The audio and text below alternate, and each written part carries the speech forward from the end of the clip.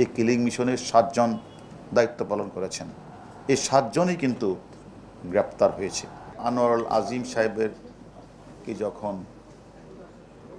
পূর্ব পরিকল্পনা করে অপরাধীরা প্লুব্ধ করে তাকে ভারতের কলকাতার নিউ টাউনস্থ সঞ্জীবা গার্ডেনের নামে একটি বাসায় নিয়ে তাকে সন্ত্রাসীরা নির্মমভাবে নৃশংসভাবে হত্যা করে পৈশাচিক কায়দায় তার লাশ গুম করার উদ্দেশ্যে বিভিন্ন জায়গায় ফেলে তারা কাজ সম্পন্ন করে তারা কিন্তু যার যার জায়গায় চলে যায়। অর্থাৎ মুঠা দাগে যে সকল সন্ত্রাসীরা এই হত্যাকাণ্ডটি সংগঠিত করেছে তারা সবাই কিন্তু বাংলাদেশি।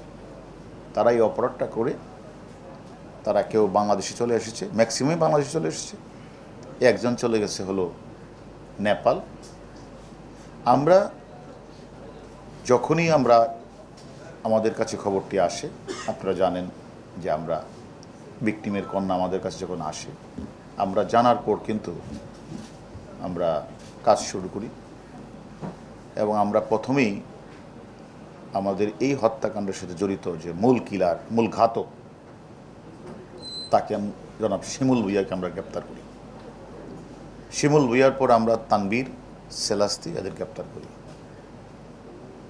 এবং আমরা শিমুল ভুঁইয়ার সাথে যখন আমরা জিজ্ঞাসাবাদ করি এবং শিমুল ভুঁইয়া আদালতেও যে বিজ্ঞ ম্যাজিস্ট্রেটের সামনে 164 যে জবানবন্দি প্রদান করেছেন সেগুলি আমরা পর্যালোচনা করি, আমরা তথ্যপত্র বিশ্লেষণ করি এবং আমরা নিজেরা আমাদের টিম নিয়ে আমরা কলকাতার নিউ টাউনস্থ সঞ্জীবা গার্ডেন পরিদর্শন করি, সেখানে যে সিসিটিভি সেটা অ্যানালাইজ করি, গোয়েন্দা তথ্য কালেকশন করি।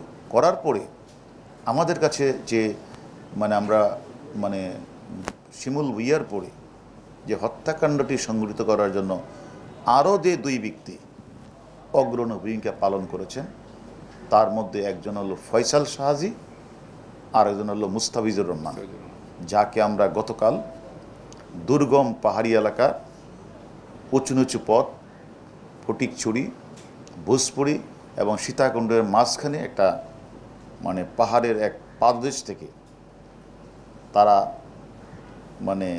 লাল ধুতি পরিহিত অবস্থায় সেখানে শুয়েছিল এবং তারা তাদের নাম ধারণ করেছিল, একজনের নাম পলাশ রায় আর একজনের নাম শিমুল রায়।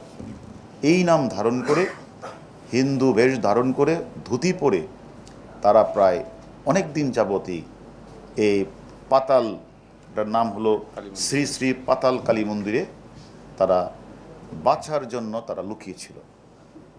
আমরা আপনাদেরকে বলেছিলাম যে আমরা অনেককে গ্রেপ্তার করেছি এর আগে। এই 2 জনকে গ্রেপ্তার করার জন্য আমাদের একটি টিম ছিল ঝিনাইদহ, আরেকটা টিম আমরা কাজ করতেছিল হলো যশোহর, আর 2টি টিম কাজ করতেছিল খাগড়াছড়ি, বান্দরবন, তারপরে সীতাকুণ্ড, ফটিকছড়ি। ওই এলাকাগুলিতে আমাদের টিমগুলি কাজ করতেছিল অনেক দিন যাবত। আমরা এর মধ্যে একটি টিম আমাদের সুন্দরবনও গিয়েছিল, আমরা তথ্য পেয়েছিলাম সুন্দরবনের আমাদের ওই মাছ ধরার ট্রলারে, সেখানে একবার তথ্য পেয়েছিলাম।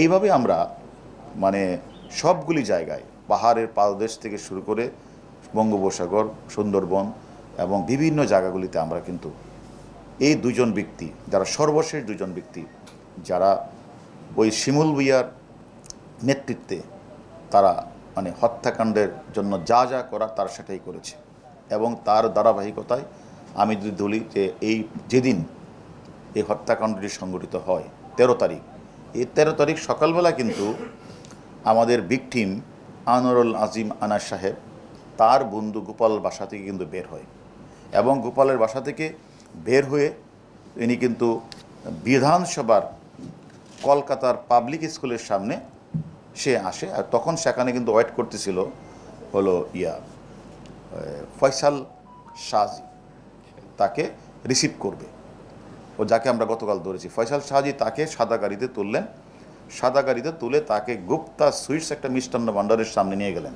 সাদা গাড়ি নিয়ে সেখানে গিয়ে আরেকটা লাল গাড়ি ছিল, সে লাল গাড়িতে ফয়সাল শাহজি ওই এমপি আনোয়ারুল আজিম তো ভিকটিমকে নিয়ে লাল গাড়িতে ওয়েট করতেছিল শিমুল ভুঁইয়া মূল ঘাতক। এরা 3 জন সেই গাড়িতে করে তারা আবার ওই কলকাতার ওই যে সঞ্জীবা গার্ডেনে নিয়ে গেলেন। ওইখানে ওয়েট করতেছিল বাসার ভিতরে মুস্তাফিজ,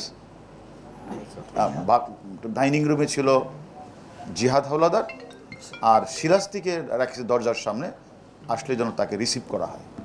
এবং যখন সে আমাদের যে গতকালের গ্রেপ্তারকৃত আসামি ফয়সাল এবং আগের গ্রেপ্তারকৃত আসামি যে 160 মানে শিমুল ভুইয়া, এরা দুইজন নিয়ে গেলেন তাকে ওই ফ্ল্যাটে, রিসিভ করলেন হলো তাকে মুস্তাফিজ আর শিলাস্তি রহমান করে। কিন্তু তারা শিলাস্তি রহমান উপরে থেকে যায়, আর ওই যে আমাদের যে মূল কালকের যে আমাদের যে যারা হত্যাকাণ্ড সংগঠিত করেছে ফয়সাল শাহজি এবং মুস্তাফিজ এমপি সাহেবকে নিয়ে তারা নিচের এক কর্নার রুমে চলে যায়। তারপরে যখন সে বুঝে পেলে, আমাদের ভিকটিম আনোয়ার আলীজন বুঝে পেলে তাদের 3-4 জনের গতিবিধি, তখন কিন্তু সে বাঁচার জন্য অনেক চেষ্টা করেছে, আকুতি মিনতি করেছে, বাঁচার জন্য চেষ্টা করেছে। কিন্তু যখন উনি দৌড়ে বেরোতে চাচ্ছিল, তখনই যে কালকে যে গ্রেপ্তারকৃত ফয়সাল শাহজি, তার হাতে ছিল ক্লুফ্রাম, সেটা দিয়ে তার মুখে নাকের মধ্যে সে জাপটে মেরে ধরে ফেলেন। তখন তিনি আর মানে কতক্ষণ উনি ধাক্কাধাক্কি করলেও পরে তিনি নিস্তেজ হয়ে যান। ওই নিস্তেজ হয়ে যাওয়ার পরে আমরা পূর্বে অনেকবারই বলেছি, তখন তারা এই হত্যাকাণ্ডটি সংগঠিত করেছে।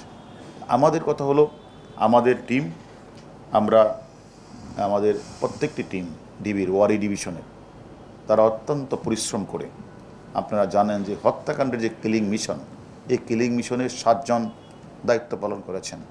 এই 7 জনই কিন্তু গ্রেপ্তার হয়েছে।